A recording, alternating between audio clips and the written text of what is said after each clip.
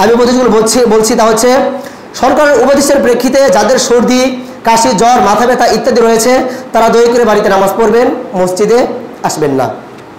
কারণ কোনো ব্যক্তি যেন অপর মুসলমানের কষ্টের কারণ না হয় সে বিষয়ে তাকে লক্ষ্য রাখতে হবে। যেন আপনার এই সমস্ত করোনা ভাইরাসে আপনার যদি কোনো ক্ষতি না হয়ে থাকে, আপনার কারণে আরেকজন ভাইয়ের কাছে সেটা ছড়াতে পারে। সুতরাং আপনি এখান থেকে পবিত্রতা অর্জন করুন, আপনি এখান থেকে দূরে থাকুন। এটাই আপনার নিজের জন্য কল্যাণকর এবং সমগ্র মুসলিম উম্মার জন্য এটাই কল্যাণকর। 2 নম্বর, যেখানে সেখানে কফ থুতু ফেলবেন না। এটা অবশ্যই আন-নাযাফাতুল ঈমান, মানে পবিত্রতা অর্জন করা, এটা ঈমানের একটি অংশ, এটা একটি পবিত্রতার বিষয়। 3 নম্বর, মুসাফাহা করবেন না। যদিও মুসাফাহা করা ইসলামের একটি অন্যতম শিয়ার বা নিদর্শন, কিন্তু আপাতত আমরা এখান থেকে দূরে থাকব। নির্দিষ্ট দূরত্ব বজায় রেখে পরস্পর কথা বলবেন। অবশ্য আমরা যেন নির্দিষ্ট দূরত্ব বজায় রেখে পরস্পরে কথা বলি। মসজিদে ব্যক্তিগত মুসাল্লা নিয়ে আসবেন।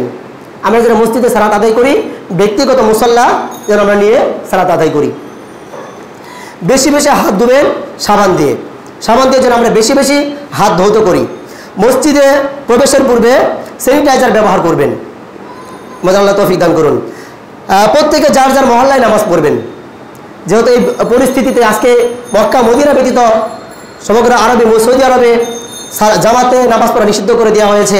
সুতরাং আমরা এখান থেকে গ্রহণ করতে পারি যে আমরা যেন নিজ নিজ মহল্লায় আমরা যেন অবস্থান করি, এটি নির্দেশনা দেওয়া হয়েছে।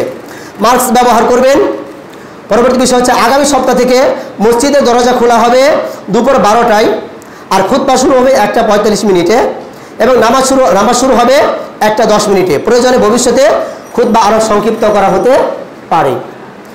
পরবর্তী ঘোষণা না দেওয়া পর্যন্ত মসজিদের সকল হালাকা ক্লাস বন্ধ থাকবে। তার পরবর্তী বিষয় হচ্ছে, সরকারি ঘোষণা সাপেক্ষে মসজিদ বন্ধ করা হতে পারে। এটা যদি বাংলাদেশ সরকার যদি ঘোষণা করে থাকে যে মসজিদ বন্ধ করা হবে, তাহলে সেই ঘোষণা সাপেক্ষে পরবর্তী সিদ্ধান্ত নেওয়া হবে, এটা পরবর্তীতে জানিয়ে দেওয়া হবে।